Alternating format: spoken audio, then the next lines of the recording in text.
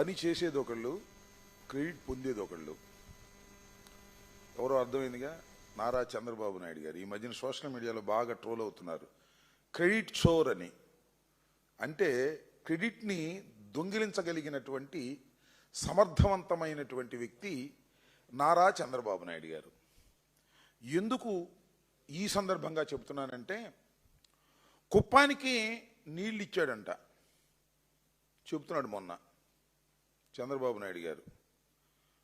కుప్పానికి నీళ్లు మొన్న ఇచ్చినట్టున్నాడు, కానీ కుప్పానికి రిప్రజెంటేషన్ మాత్రం 1989 నుంచి చేస్తున్నాడు. 1989 నుంచి చేస్తున్నటువంటి నారా చంద్రబాబు నాయుడు గారు కుప్పానికి మొన్న నీళ్ళు ఇచ్చాను, ఇది చంద్రబాబు నాయుడు గారి గొప్పతనం, ఇది తెలుగుదేశం గొప్పతనం, జగన్మోహన్ రెడ్డి గారికి ఏమీ సంబంధం లేదనేటువంటి మాట మాట్లాడేటటువంటి ప్రయత్నం చేస్తున్నాడు.